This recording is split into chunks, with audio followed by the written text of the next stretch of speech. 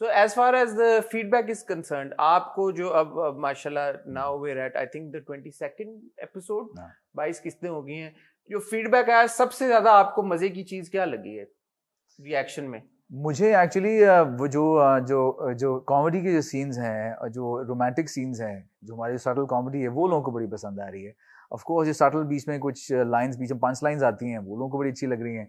So I am enjoying the reactions जो लोग बीच बीच में दे रहे हैं.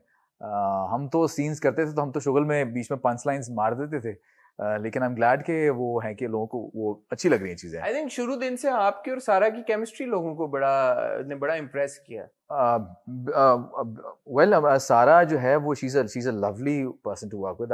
मैं 2-3 प्रोजेक्ट कर भी चुका हूँ सारा के साथ. Of course I have known हर. और सो या तो वो प्रॉब्ली एक डायनामिक्स है कि लोगों ने फर्स्ट देखा है हम दोनों को on screen, so people was also receptive of our couple. And of course हमने जो सीन्स जब हमने जो क्रिएट किए तो वो भी लोगों को पसंद आए. कुछ चीज़ें थी जो लाइन्स थी डायलॉग से वो लोगों को अच्छे लगे हमारी. तो I think it's all action reaction. इतने वो फन मोमेंट्स है व्हेन शी कॉल्स यू सरमत भाई. सरमत सुल्तान नाम है मेरा. एक जगह मैंने कहा खुसट भी ला लेना पूरा हो जाएगा Sarmat Sultan Khoosat. It's been very enjoyable. But tell me something about the madness of doing a Ramzan drama. Also because you guys are shooting now and you still are shooting. It's the 23rd of 24th of Ramzan today. तो क्या scene है ये? क्यों, मतलब क्या scene है? बिल्कुल it's crazy. It's crazy. कि आपको हमारे पास डेडलाइन भी है. Of course you have to complete the project within time. On air भी हुआ है and of course आपको scenes बनाने भी हैं, क्रिएट भी करने हैं. डायरेक्टर भी हमारा ऐसा नहीं है कि वो जाने दे किसी चीज़ को.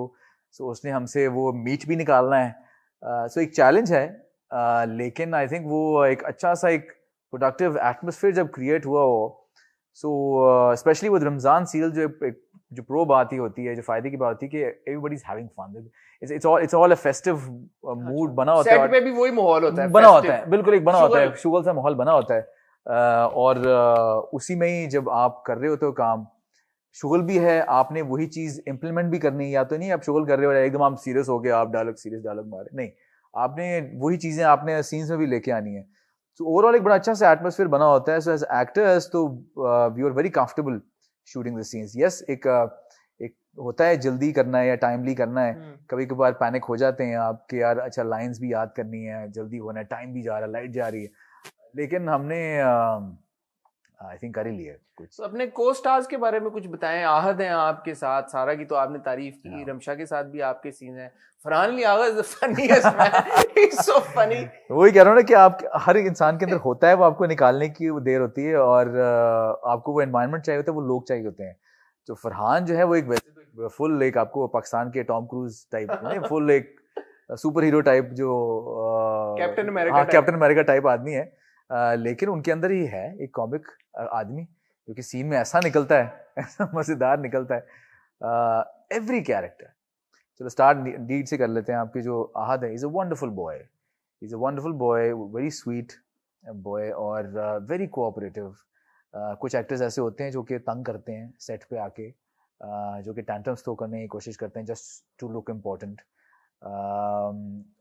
या तो आप इनपुट अच्छा दे रहे हो, इनपुट भी अच्छा नहीं देते, लेकिन टैंट्रम भी थ्रो कर रहे थे just to look important. But he is a wonderful boy. Scene में very proactive, he improvises a lot. जिसने सीन्स आपने देखे, he is actually a different side of, people have seen a different side of him to.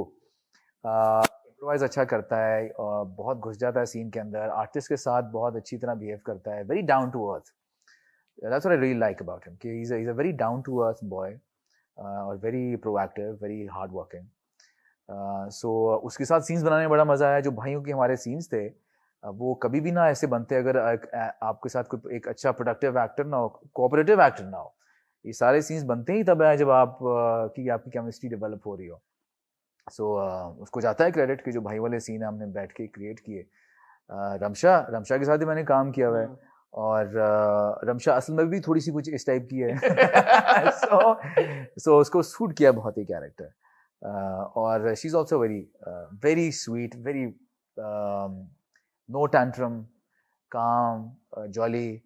Set पे जहाँ पे लड़कियों की आपस में बन जाए वो सेट बहुत कंफर्टेबल होता है. तो टेंट्रम्स थ्रो करने वाला था ही नहीं कोई फिर कोई नहीं था। तुसी भी नहीं थ्रो कीते नहीं, मैं तो करता ही नहीं हूँ ना, मैं तो मूर्ति हूँ हाँ। टेंट्रम ना थ्रो करने की। That's true. मेरी तो हाँ मुजस्मा बन जाएगा मेरा कि यार टेंट्रम इसको देखो टेंट्रम थ्रो नहीं करता। तो वो कोई भी नहीं। और आई थिंक जब आपको एटमोस्फेयर ऐसा बन जाए ना तो फिर कोई टेंट्रम थ्रो करने वाला भी है ना, वो भी जरा कहता नहीं भैया ये टाइम नहीं है टेंट्रम थ्रो करने का। यहाँ पे True. सब जो है वो बड़ा कोऑपरेट कर रहे हैं, True. बहुत घुसे हुए हैं सीन्स के अंदर। मेरी अम्मी जो मुनज़्ज़ा आरिफ हैं बहुत स्वीट हैं, बिल्कुल वैसे ही कैरेक्टर प्ले कर रही हैं।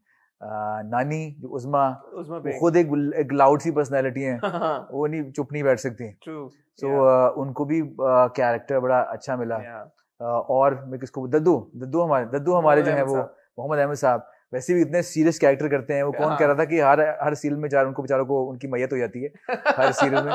सो उनके अंदर भी बड़ा एक जॉली किस्म का आदमी जो कि हम देखते हैं। सो आई थिंक ये इस प्रोजेक्ट में जो अंदर के सबके जो है ना एक वो मस्खरे वो सब ने निकाले हैं बाहर सेट के ऊपर। वो मेमोरेबल डे ऑफ शूट या मेमोरेबल मोमेंट क्या था जो बड़ा मतलब लुकिंग बैक आपको लगा यार ये इस दिन बड़ा मजा आया सेट के ऊपर? एवरी डे आई थिंक हर दिन हम कोई भी दिन हमारा बोरिंग नहीं था। मैं अपना I can speak for my self, मेरे लिए कोई दिन बोरिंग नहीं था। मैं नहीं कह सकता कि यार आज मजा नहीं आया। अच्छा। हाँ नहीं, रोज ही हम कुछ ना कुछ हो रहा है, कुछ शुगल चल रहा है, किसी की बर्थडे चल रही है, केक कट रहा है, अफ्तार में कुछ स्पेशल कुछ आ गया है, कभी आहद की तरफ से कोई चीज़ आ गई, कभी किसी ने कुछ मंगवा लिया है, कभी सारा ने कुछ चीज़ें ऐड कर दी खाने में। सो वो कुछ ना कुछ चल ही रहा होता है सेट पे। सो एक बड़ा अच्छा सा एटमोसफियर क्रिएट हुआ था। आई थिंक वो एक बड़ा पॉजिटिव और एक जब एक एटमोसफियर क्रिएट हुआ हो तो बड़ा मजा आता है। सो इसलिए मैं I was not really bothered about the result. अच्छा। कि कैसा आता है या समझ के कैरेक्टर को पसंद करते कि नहीं करते। मेरे लिए एक्चुअली वैसे भी एंड रिजल्ट इतना मैटर नहीं करता बिकॉज मैं इमोट करने पे ज्यादा बिलीव करता हूँ rather than the end result. अच्छा। सो मेरे लिए this business is not business, not totally business. यानी कि मेरे लिए ये नहीं है कि मुझे ये करना है इससे मेरा ग्राफ बढ़ जाएगा, ये करना है इससे मेरा ग्राफ बढ़ जाएगा। मेरे लिए it's more about emoting and more about कि अच्छा ये कैरेक्टर मजे का है, ये करना चाहिए, ये नहीं करना चाहिए। तो इसलिए मैं एंड रिजल्ट पे मैं नहीं था। शूटिंग पे मजा आया, शूटिंग पे आई हैड फन। सो इसलिए the end result was really मेरे लिए कोई इम्पोर्टेंट नहीं लग रहा था। अभी जिस पॉइंट पे हम हैं and by the time interview आएगा ऑब्वियसली किसने आगे बढ़ गई होंगी, बट अब जिस पॉइंट पे हैं सरमद और माहा की शादी हो रही है आजकल। हो गई ना? तो हाँ, हो गई मतलब आज के एपिसोड में एपिसोड में शादी भी हो गई। हाँ, मैंने आज की एपिसोड नहीं देखी अभी, मतलब टाइम कितने सी तरावियां पढ़ के मैं आ गया, मैंने नहीं देखी हाले तक, बट आज की एपिसोड में शादी भी हो गई। तो अब वन वुड से कि यार कि सरमद और माहा का जो आपस का जो हमें चीज अट्रैक्ट करी थी वो थी ये कि उनकी नटखट इनोसेंट प्यार मोहब्बत, शादी होगी नहीं होगी क्या, हूं तो शादी हो गई है तो मतलब खत्म। तो शादी के बाद भी रोमांस होता है।